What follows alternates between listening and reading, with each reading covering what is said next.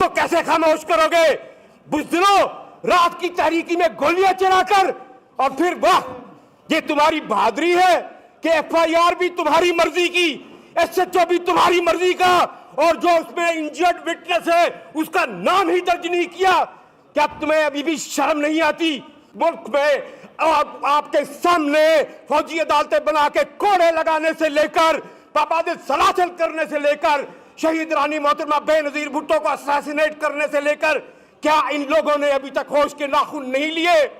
मत समझिए कि हम कमजोर हैं। आज आपकी कलम क्यों खामोश है? आज ये मुजरिमाना खामोशी हम पुकार के कहते हैं, हम ललकार के कहते हैं। आपके लिए तो हमने अपना खून तक बहाया, आपके लिए हमने अपने बच्चों का पेट काटा, आपके लिए हमने जद्दोजहद की, आपके लिए हम सड़कों पे लड़े। ये क्या खामोशी क्यों? आज सुओ मोटो नोटिस कहाँ गए? आज अदालतों के हुक्म कहाँ गए? हमने ये मुल्क कुर्बानियां देकर इसलिए नहीं लिया था कि चंद हैंड पिक्ड लोग अपनी स्टिक के जरिए इनको भेड़ बकरियां समझकर चलाए। हमने ये मुल्क इसलिए लिया था कि यहाँ आजादी से सर उठाकर जिया जाए। कहीं हमारे वकील महफूज नहीं है। अदालतों में वकील आएगा तो साहिल को इंसाफ मिलेगा, जज दो वकीलों को सुनेगा तो एक की बात को हक कहेगा। बातों से बात आगे चली गई है, अब ये गोलियां चलाने पे उतर आए हैं। याद कीजिए माल रोड पर वो तहरीक जब पहले दिन मेरी बहनों पे लाठीचार्ज की गई। ना खुर्रम लतीफ खोसा डरा है, ना लतीफ खोसा डरा है, ना ये वकील डरेंगे। हम लड़ेंगे, इंशाल्लाह लड़ेंगे और अपने हक के लिए लड़ेंगे और तुम्हें लड़के दिखाएंगे, अपनी आजादी छीन के दिखाएंगे। अस्सलाम वालेकुम नाज़रीन इकराम, आपको मुकम्मल वीडियो दिखाते हैं। इस नौजवान ने आज अखीर कर दी नाम लेकर। इससे पहले तारीख में किसी ने इतनी सख्त तनकीद नहीं की होगी जिस तरह इस नौजवान मर्द वकील ने हक अदा कर दिया, स्टेब्लिशमेंट को आड़े हाथों ले लिया। खुर्रम लतीफ़ खोसा ने कहा कि ये मुल्क इस तरह नहीं चल सकता जिस तरह आप चलाने की कोशिश कर रहे हैं। खुदा की कसम हम किसी सूरत पीछे नहीं हटेंगे, तुम्हारी नस्लें याद करेंगी। आप ये वीडियो देखिए, फिर इस पर डिटेल में बात करते हैं। साबिक़ गवर्नर पंजाब सरदार लतीफ़ खान खोसा साहब के साहबजादे खुर्रम लतीफ़ खोसा साहब। बिस्मिल्लाहिर्रहमानिर्रहीम। मैं सबसे पहले अपने गयूर वकला भाइयों का शुक्रिया अदा करूंगा कि जो मोहब्बत का पैगाम और जो ललकार उन्होंने उन बुज़दिलों को दी है वो खिराज तहसीन है।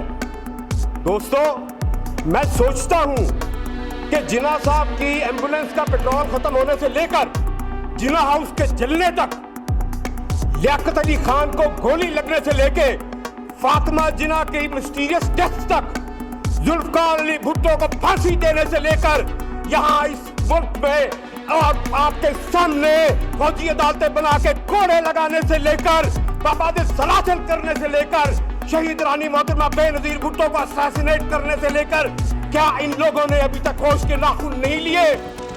क्या इनको समझ नहीं आती कि हम जिंदा बोलते इंसान हैं? और ये जो वकील है ये अल्लाह ताला की एक सिफ्त लेके चल रहा है, अल वकील। तुम इसको कैसे खामोश करोगे? बुज़दिलों, रात की तारीकी में गोलियां चलाकर, और फिर वाह, ये तुम्हारी बहादुरी है कि एफआईआर भी तुम्हारी मर्जी की, एसएचओ भी तुम्हारी मर्जी का, और जो उसमें इंजर्ड विटनेस है उसका नाम ही दर्ज नहीं किया। क्या तुम्हें अभी भी शर्म नहीं आती? मैं कहता हूं कि मैं पीपल्स पार्टी से हूं। हाँ, अगर कल कभी पीडीएम के भी किसी वर्कर को इस तरह पाबंद सलासल किया जाएगा तो जुल्म किया जाएगा, मैं हक की आवाज बुलंद करूंगा। क्यों? कि ये हमारा हक है। हमने ये मुल्क कुर्बानियां देकर इसलिए नहीं लिया था कि चंद हैंड पिक्ड लोग अपनी स्टिक के जरिए इनको भेड़ बकरियां समझकर चलाए। हमने ये मुल्क इसलिए लिया था कि यहाँ आजादी से सर उठाकर जिया जाए। दोस्तों, बहुत बातें हो गई। मेरा एक दोस्त है, वो पाबंद सलासल है, वकालत के पेशे से मुंसलिक है, इस सूबे का गवर्नर भी रहा है, वो पीटीआई से है, उमर सीमा, लेकिन मैं उसका भी नाम लेना यहाँ पर समझता हूँ कि मुझ पर लाजिम है और मेरा फर्ज है। ये क्या खामोशी क्यों? आज सुओ मोटो नोटिस कहाँ गए? आज अदालतों के हुक्म कहाँ गए?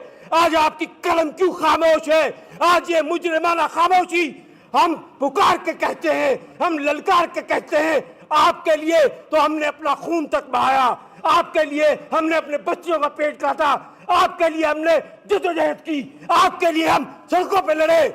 मत समझिए कि हम कमजोर हैं और आपके मोहताज हैं, लेकिन क्या अगर आप भी आ जाते तो शायद आप कोशिश कर लेते कि आप भी, वैसे तो we are wheels of the same chariot, वैसे तो अभी भी हम अदालतों में गए, मेहरबानी उनकी कि वो उठ गए, लेकिन क्या ही अच्छा था कि सुबह कह देते कि नहीं, हमारे वकील महफूज नहीं है, अदालतों में वकील आएगा तो साहिल को इंसाफ मिलेगा, जज दो वकीलों को सुनेगा तो एक की बात को हक कहेगा। तो दोस्तों, मैं गुजारिश करूंगा यहाँ हाई कोर्ट बार से, सुप्रीम कोर्ट बार से, चौहान साहब बैठे हैं पाकिस्तान बार से, वक्त आ गया है, बातों से बात आगे चली गई है, अब ये गोलियां चलाने पे उतर आए हैं। याद कीजिए माल रोड पर वो तहरीक, जब पहले दिन मेरी बहनों पे लाठीचार्ज की गई, हम पे लाठीचार्ज की गई, हमारा लहू बहाया गया, अब गोलियों के जरिए बताते हैं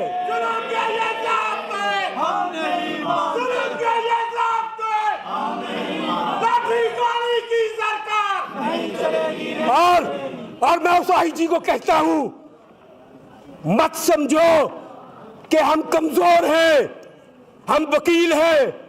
अल्लाह ताला ने हमें जो ताकत दी है, और मैं वो वीडियो देख चुका हूं, छुपाने की कोशिश मत करना, उसमें जो असासिन है मैं वो भी देख चुका हूं, जो आपने भेजे थे। अब आइए ना, 9 मई के तो आपने मुर्दे भी उखाड़ दिए, 9 मई की तो आपके पास एक एक लम्हे की फुटेज आ गई, कौन कहां लिबर्टी से चला, कौन कहां कहां गया, किसने क्या काम किया। आप इस फुटेज को क्यों सामने नहीं ला रहे हैं? क्या मकसद है कि ये मेरे बाकी वकीलों को डराना चाहते हैं? तो ये गलतफहमी ज़हन से निकाल दीजिए। ना खुर्रम लतीफ खोसा डरा है, ना लतीफ खोसा डरा है, ना ये वकील डरेंगे। हम लड़ेंगे, इंशाल्लाह लड़ेंगे और अपने हक के लिए लड़ेंगे और तुम्हें लड़के दिखाएंगे, अपनी आज़ादी छीन के दिखाएंगे। शुक्रिया।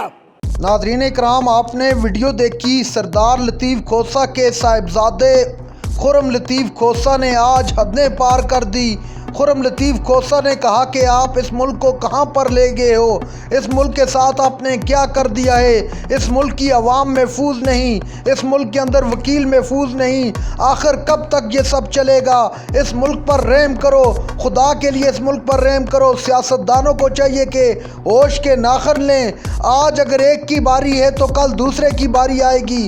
खुर्रम लतीफ़ खोसा ने आज तमाम हदें पार कर दी।